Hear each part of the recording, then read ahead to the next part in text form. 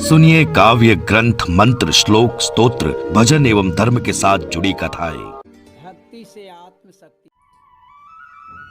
गुरु ब्रह्मा गुरु विष्णु गुरुदेवो महेश्वरः, गुरु साक्षात् परं ब्रह्म तस्मै श्री गुरुवे नमः। वर्णानाम् अर्थसंज्ञानां रसाणां छन्दसामपि मंगलानां च कर्तारौ वन्दे वाणी विनायकौ। कृष्णाय वासुदेवाय हरे परमात्मने प्रणतः कृष्णाय गोविन्दाय नमो नमः।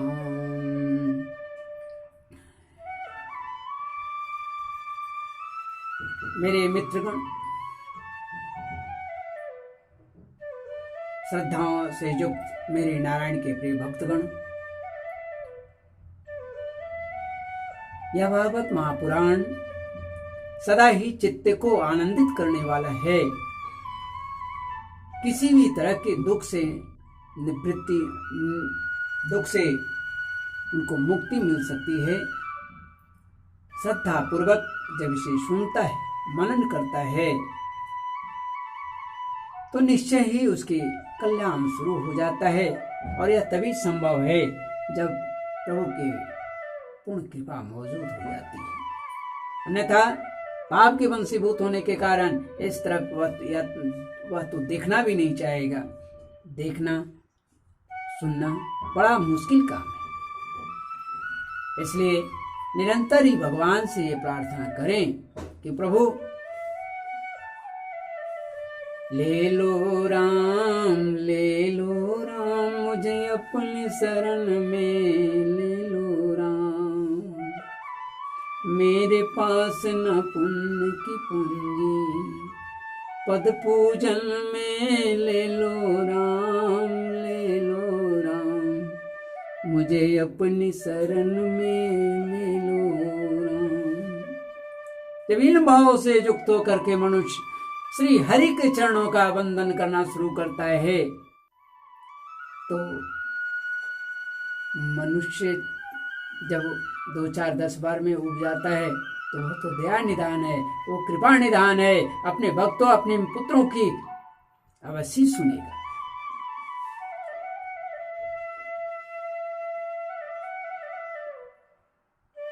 अतः प्रयास करने चाहिए। मन न लगे, नींद आने लगे, आलस्य घेर ले, प्रमाद की स्थिति में हो, फिर भी जबरदस्ती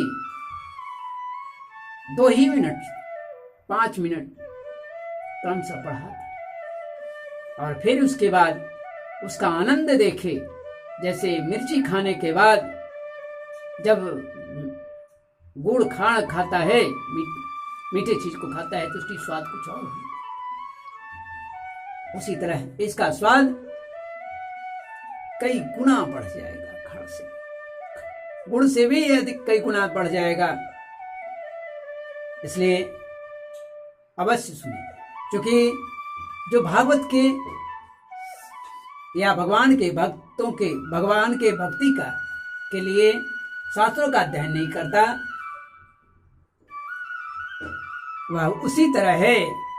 उसकी इंद्रियां किस प्रकार कार्य करती हैं, वो मैं बतलाता हूं। भागवत के अनुसार कि विलेवतोरु क्रम विक्रमानये न शृण्वत कर्णपुटे नरस्य जेवा सते दारदूरिकेव सुत न चोपगायत्युरुगाय गाथा। भार परम पट्ट किरीट जुष्ट अप्युत्तमांगम नमनमेन मुकुंदम सावकरणो कुरुता सपर्यां हरिर्लसत् कांचन कंकणो वा वर्हायिते ते नयनेतराणां लिंगानि विष्णोर्न निरीक्षतो ये पादोर्नृणां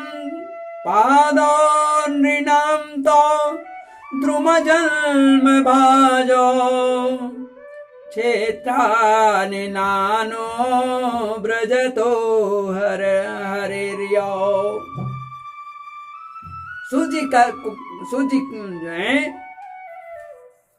सुदेव जी कहते हैं कि सुजी, जो मनुष्य भगवान श्री हरि की कथा कभी नहीं सुनता,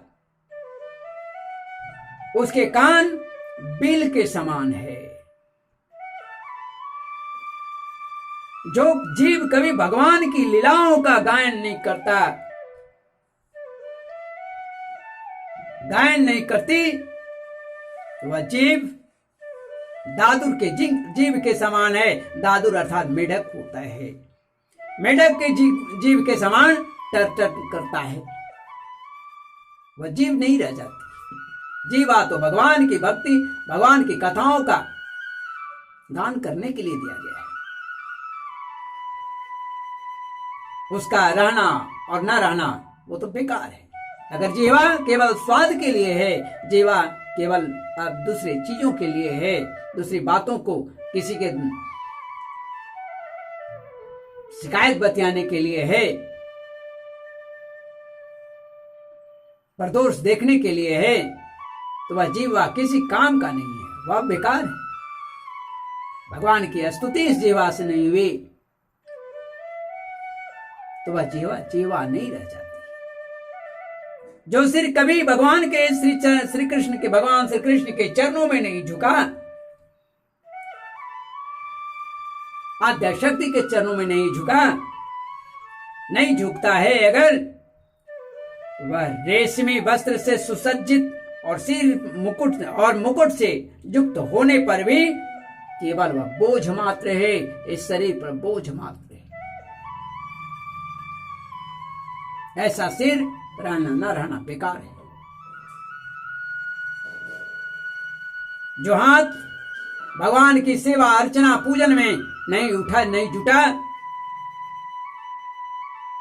जो पूजन नहीं करते हैं, जो इन हाथों से भगवान के पुष्पांजलि नहीं देते, जल नहीं देते, वह हाथ किस काम का? वो तो मरे हुए अर्थात मुर्दे के समान है, मुर्दे के हाथ के समान है।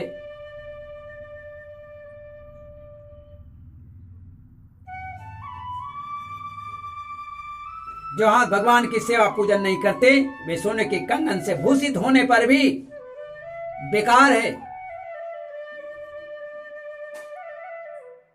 क्योंकि हाथों की शोभा भी बढ़ती है। मणिना बलयम बल एन मणिना बलयम विभाति कर।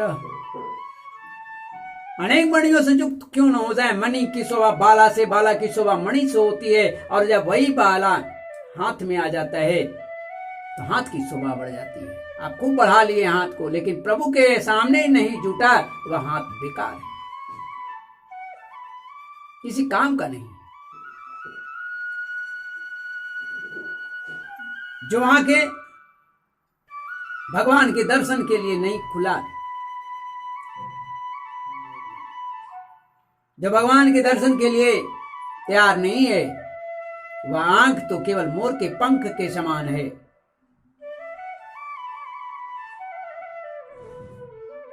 बेकार है। मनुष्य के वे पैर चलने की शक्ति जिसमें है, वह दुर्वृत्तियों के लिए अगर चलता है तो वह पाप है, वह गलत है।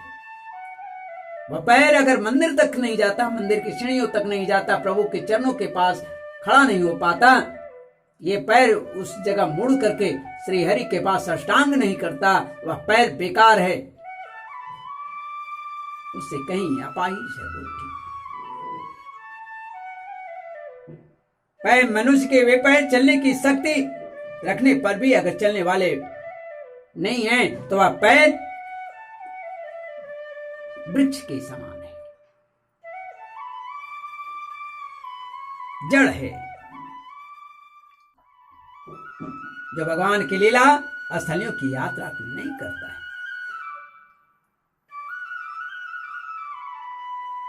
इसलिए मेरे बंधुगण, मेरे भाई, मेरे भक्त नारायण के भक्तगण, मैं आप सबों से प्रार्थना करता हूं, निरंतर हम लोग अपने जीवन को बर्बाद किए जा रहे हैं। कुछ समय की तो बात है, शायद अगर उसी में कल्याण हो जाए, हम लोग की रक्षा हो जाए, हृदय पवित्र हो जाए, जिस छल द्वेष पाखंड झूठ अन्याय आदि से हृदय भरा हुआ है, शायद उसमें कमी आ जाए और प्रभु की विशेष कृपा प्राप्त हो। ऐसा सोचकर श्रीमद् भागवत महापुराण को अवश्य सुनिए।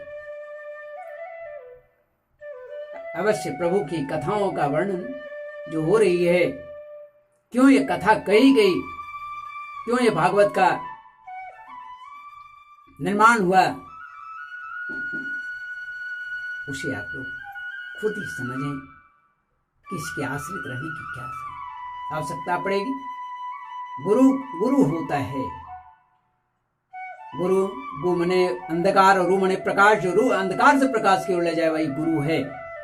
और आध्यात्मिक गुरु मिलना बहुत मुश्किल है। मैं भी कोई आध्यात्मिक गुरु नहीं हूं, मैं केवल सरल भाव से केवल भागवत को पढ़ने का प्रयास कर रहा हूं, उच्चारण करने का प्रयास कर रहा हूं, शायद इसी में प्रभु की कृपा हो जाए। बोलिए श्री लक्ष्मी नारायण भगवान की जय। अब मैं श्रीमद् भागवत महापुराण के प्रथम खंड के द्वितीय स्कंद के तृतीय अध्याय से हिंदी में कथा आरंभ करता हूं। त्रुटियों के लिए क्षमा चाहता हूं। आज कामनाओं के अनुसार, जिनकी जो कामनाएं हैं, कामनाओं के अनुसार विभिन्न देवताओं की उपासना तथा भगवत भक्ति के प्राधान्य का निरूपण किया गया है। इसलिए बहुत ही एकाग्र होकर के सुने, जो आपको भी कल्याण प्रदान करेगा।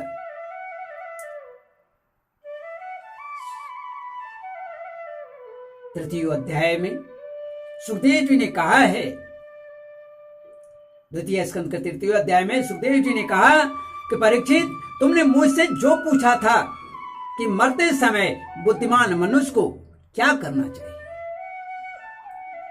उसका उत्तर मैंने तुम्हें दे दिया। जो ब्रह्म तेज का इच्छुक हो, वह बृहस्पति की, जिसे इंद्रियों की विशेष शक्ति की कामना हो वह इंद्र को, और जिसे संतान की लालसा हो वह प्रजापति की उपासना करे।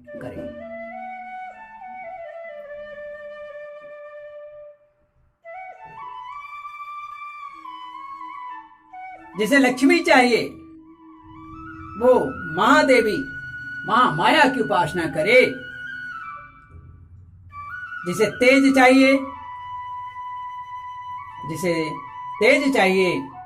वह अग्नि की, और जिसे धन चाहिए वो वसुओं की, और जिस प्रभावशाली शक्ति पुरुष को वीरता की चाहो उसे रुद्र की उपासना करनी चाहिए।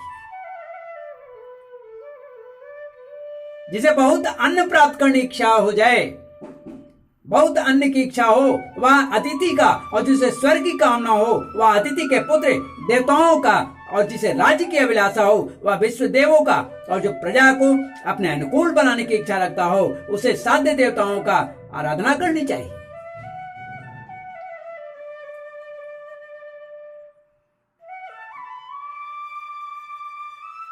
आयु की इच्छा, हम लंबे समय तक जिए, हम इसी माया मोह में रहें, या प्रभु की भगवत भक्ति लंबी आयु तक, लंबी उम्र तक केवल उसी में रमे रहें, तो उसके लिए अश्विनी कुमारों का पुष्टि की इच्छा से पृथ्वी का और प्रतिष्ठा की इच्छा हो तो लोक माता पृथ्वी और द्यौ, द्यौ मने होता है आकाश, ख मने भी आकाश होता है, का सेवन करना चाहिए।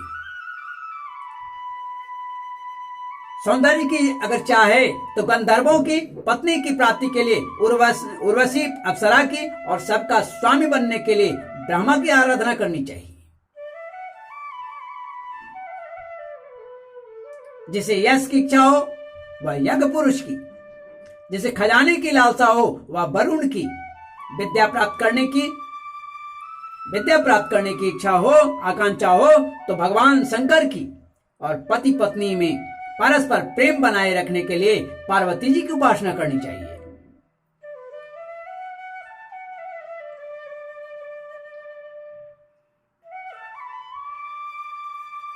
धर्म उपार्जन करने के लिए विष्णु भगवान की और वंश परंपरा की रक्षा के लिए पितरों की, बाधाओं से बचने के लिए यक्षों की और बलवान होने के लिए मर्द गणों की उपासना करनी चाहिए। जिन्हें जो इच्छा हो वह उपासना कर सकता है और ये प्राप्त हो।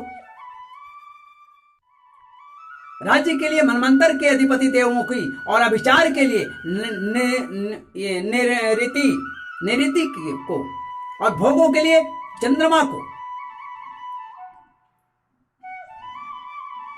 और निष्क्रियता के लिए निष्कामता के लिए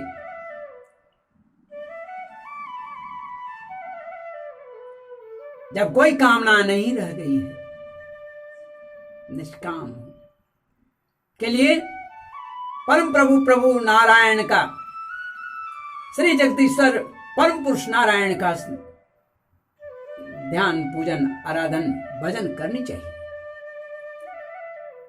ध्यान पूजन आराधन अवश्य करनी चाहिए भगवान नारायण का। और जो बुद्धिमान पुरुष हैं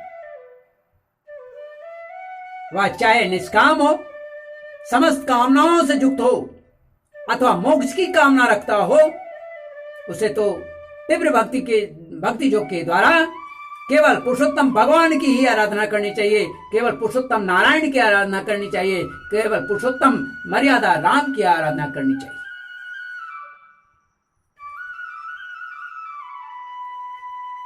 जितने भी उपासक हैं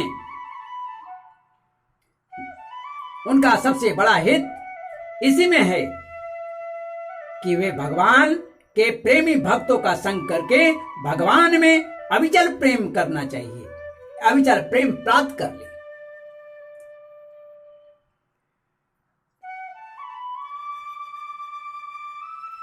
ऐसे पुरुष के सत्संग से जो भगवान की लीलाओं की कथाएं होती हैं, जहां सत्संग में जो भगवान की लीला कथाएं होती हैं, जिसे संसार सागर की त्रिगुणमयी तरंग मालाओं के थपेड़े से शांत हो जाते हैं, हृदय शुद्ध हो जाता है, चित्त शुद्ध हो जाता है, हृदय चित्त जो है आनंद अनुभव करने लगता है, परमानंद में प्रवेश करने की इच्छा होने लगती है। इंद्रियों के विषयों में फिर आसक्ति नहीं रह जाती है। अर्थ, धर्म, काम और मोक्ष, इन चारों में से किसी की इच्छा नहीं रह जाती है। धीरे धीरे यह समाप्त होने लगता है।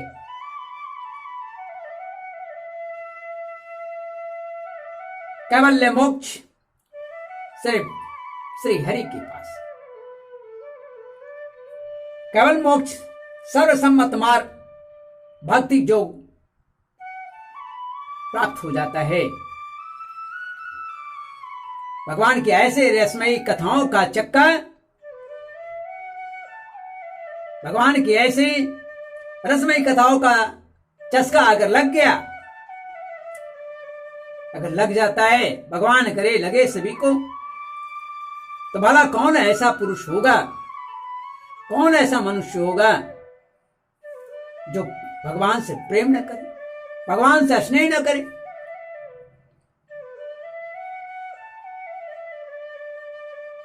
बड़ा दीन बंधु है, भक्त वत्सल है, शौनक जी ने पूछा, सूत जी, राजा परीक्षित ने सुखदेव जी की यह बात सुनकर उनसे क्या पूछा? शौनक जी ने कहा, सूत जी, राजा परीक्षित ने सुखदेव जी को यह बात सुनकर उनसे क्या पूछा था और क्या पूछा? तब वे तो सर्वज्ञ होने के साथ साथ मधुर वर्णन करने में भी माहिर थे, निपुण थे।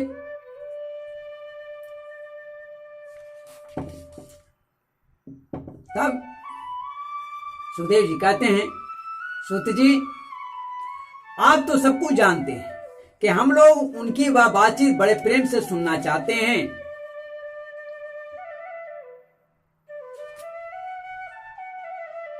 सुखदेव जी नहीं, शौनक जी, क्षमा करेंगे।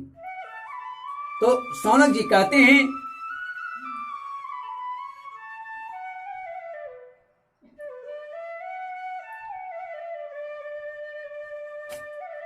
सूत जी, आप तो सब कुछ जानते हैं, हम लोग उनकी यह बातचीत बड़े प्रेम से सुनना चाहते हैं, आप कृपा करके अवश्य सुनाइए। क्योंकि संतों की सभा में ऐसी बातें होती हैं जिनका पर्यवसान भगवान की रसमयी लीला कथाओं में ही होता है। पांडुनंदन महारथी राजा परीक्षित बड़े बड़े भगवत भक्त थे। बाल्यावस्था में खिलौने से खेलते समय भी वे श्री कृष्ण लीलाओं का, श्री कृष्ण की लीला की गान या लीलाओं का रस लेते थे। भगवान में श्री सुखदेव जी भी जन्म से ही भगवत पारायण थे।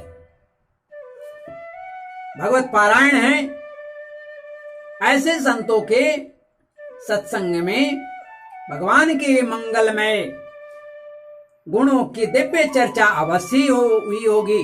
जिस समय भगवान श्री कृष्ण के गुणों के गान अथवा श्रवण में व्यतीत हो रहा है, जिसका समय भगवान श्री कृष्ण के गुणों के गान अथवा श्रवण में व्यतीत हो रहा है, उसके अतिरिक्त सभी मनुष्यों की आयु व्यर्थ हो जा रही है।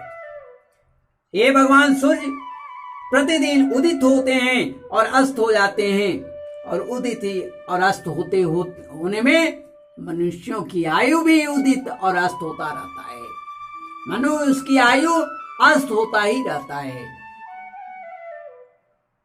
उदय नहीं होता, उदित नहीं होता, वो अस्त ही होता जाता है। जैसे हम लोग करता है, वह एक दिन ना चाहते हुए भी उसे जाना पड़ता है। आवाजें बंद हो जाती है, दिखना बंद हो जाता है, सुनाना बंद हो जाता है। उस समय दिखता कौन है? भाई सिर्फ धर्मराज दंडाधिकारी। पाप कर्मों के कारण उनके सेवकों का दर्शन होता है। और अगर निरंतर भगवान के ही चरणों में रमा रहा हो, गरीबों, दिन दुखियों, गायों की सेवा करता रहा हो, तो शायद श्री हरि के अलौकिक दिव्य स्वरूप का दर्शन भी होने लगता है।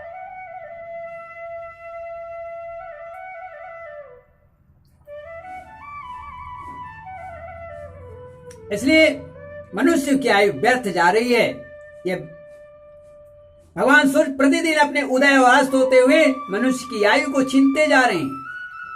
मनुष्य की आयु समाप्त होती जा रही है। हर दिन के 24 घंटा, साल के 365 घंटा, महीने के 30 दिन मनुष्य की आयु जा रही है।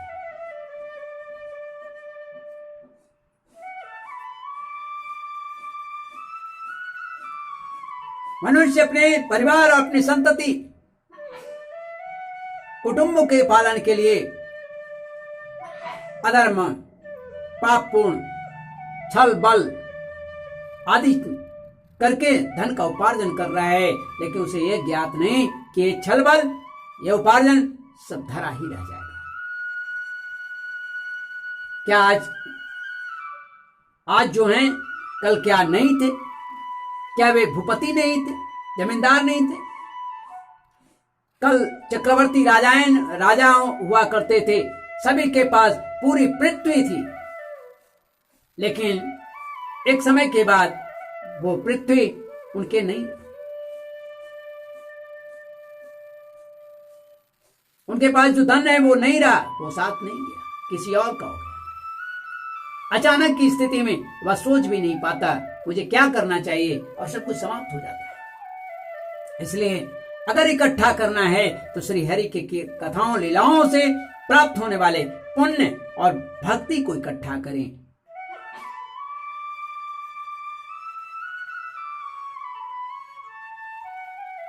क्या वृक्ष नहीं जीते? क्या लोहार की धौखनी सांस नहीं लेती?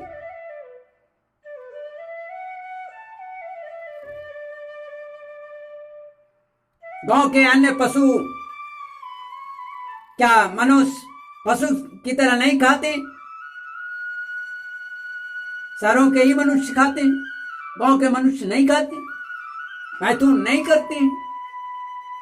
जिसके कान में भगवान श्री कृष्ण की लीला कथा कभी नहीं पड़ी वह नर पशु है, जानवर है।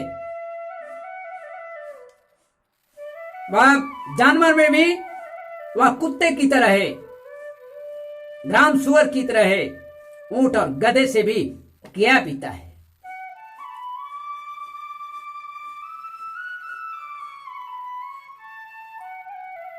पूर्व दिशा से सूरज निकला, मुख से निकला न राम, यही पाप से घोड़ा बैले, मुख में पड़ा लगाम। श्रीमन नारायण नारायण नारायण। बड़े घर की बड़ी बहुरिया, कथा सुनन नहीं जात, बड़े घर की बड़ी बहुरिया, कथा सुनन नहीं जात। यही पाप से कुतिया भैले, घर घर डंडा खात। श्रीमन नारायण नारायण नारायण।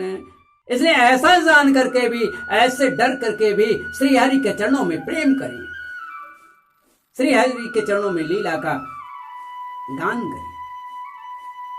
अवश्य प्रभु का वरद हस्त आपके सिर पर हुआ है। प्रभु का कहना है तुम मेरे तरफ आके तो देख, मैं क्या कर सकता हूं।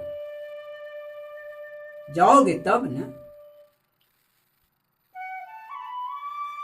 इस छोर से उस छोर पर रखी हुई गुड़ की ढेला, जबकि इसकी दूरी 10, 15, 20 मीटर की दूरी होती है, फिर भी चिट्टियां वहां से चल करके उस गुड़ के पास, उस खाड़ के पास पहुंच जाती है। प्राप्त करना है तो करना है। इसलिए हे मित्र बंधु,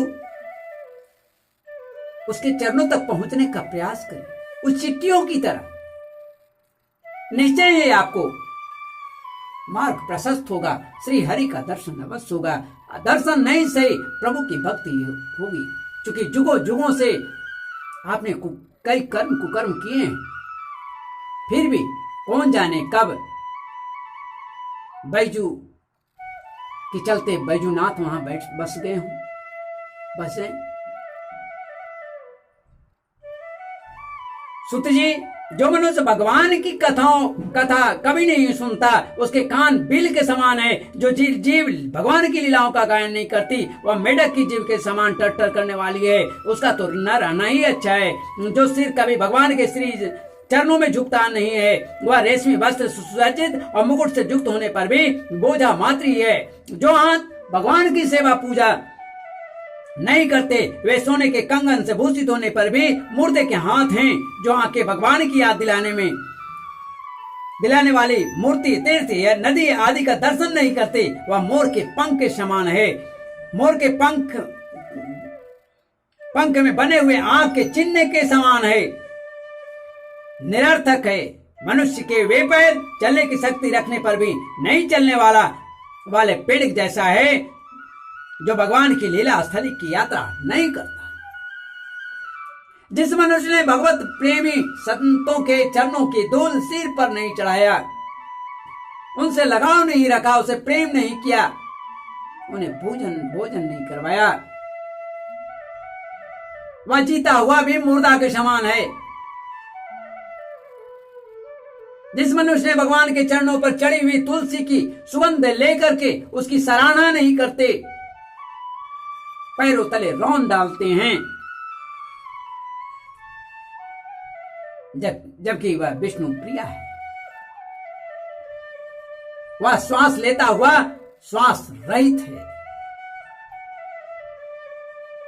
सूत जी, वह हृदय नहीं, लोहा है, लोहा। क्यों भाई? जो भगवान के मंगलमय नामों का श्रवण कीर्तन करने पर भी नहीं पिघलता है, और जब हृदय पिघलता है तो यहां से निकलता है।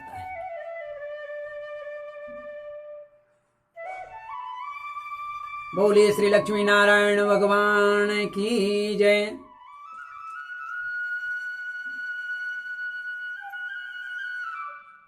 करने पर भी पिघल कर उन्हीं की ओर बह नहीं जाता।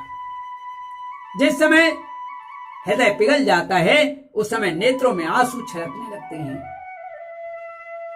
दर्शन दो भगवान, अखिया प्यासी रे। दर्शन दो भगवान, अखिया प्यासी रे। ये हृदय से फूट पड़ता है। बेवाला व्याकुल होकर के वह ढूंढने लगता है। उस समय नेत्रों में आंसू छलकने लगते हैं और शरीर का रोम खिल खिल उठता है। प्रिय सुत जी, आपकी वाणी हमारे हृदय को मधुरता से भर देती है। इसलिए भगवान के परम भक्त आत्मविद्या विशारद श्री सुखदेव जी ने परिचित के सुंदर प्रश्न आने पर जो कुछ कहा, वह संवाद आप कृपा करके हम लोगों को सुनाइए। इस तरह से श्रीमद् भागवत महापुराण के प्रथम खंड के द्वितीय स्कंद के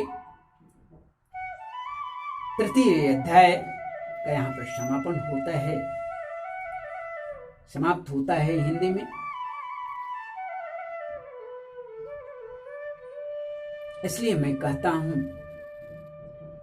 कि जिनकी जो कामनाएं हैं उन्हीं कामनाओं को ही क्यों न धारण कर लें, लेकिन भागवत अवश्य। इन सभी से अच्छा है कि हम श्री हरि के चरणों में ही प्रेम करें। रावण को समझाते समय भी रावण के छोटे भाई कुंभकर्ण ने कहा था कि भैया, धर्म, अर्थ, काम और मोक्ष, ये चार जो गुण हैं, इनका समय पर सेवन करनी चाहिए। धर्म का ब्रह्म मुहूर्त सुबह में, अर्थ का दोपहर में और काम का रात्रि में, इस तरह का विधान उन्होंने रखा। लेकिन उन्होंने कहा कि इन सबों में सर्वोत्तम धर्म है। अगर इन दोनों का त्याग भी करना पड़े तो बेहतर है कि धर्म का ही उपासना पाले। इसलिए मेरी त्रुटियों को ध्यान में न रखें, मेरे अवगुणों को ध्यान में न रखें। हाँ, मुझे परिलक्षित कर दें, उसे सामने कर दें, मुझे कोई दुख नहीं होगा। मेरी मार्गदर्शन अवश्य कर दें, मुझे बड़ी प्रसन्नता होगी। लेकिन आप सब भी इस रास्ते पर आए। श्री हरि के श्रीमद् भागवत महापुराण के, जिसे आप बैठकर पढ़ नहीं सकते, मैं उसे समय देकर स्वयं इसे पाठ कर रहा हूं, ताकि श्रोता बंधु सुन सकें। उन्हें ये पता हो कि हर अध्याय में, हर स्कंद के हर अध्याय में क्या है। ये मैं विशेष रूप से कर रहा हूं। मुझे क्षमा करेंगे मेरी त्रुटियों के लिए। मेरे अनुवाद में कहीं कोई त्रुटि रह जाती हो तो मुझे क्षमा करें। हरि ओम तत्सत। बाकी सब गपसप। ओम नमो भगवते वासुदेवाय। श्रीमन्नारायण नारायण नारायण हरि हरि नारायण नारायण नारायण।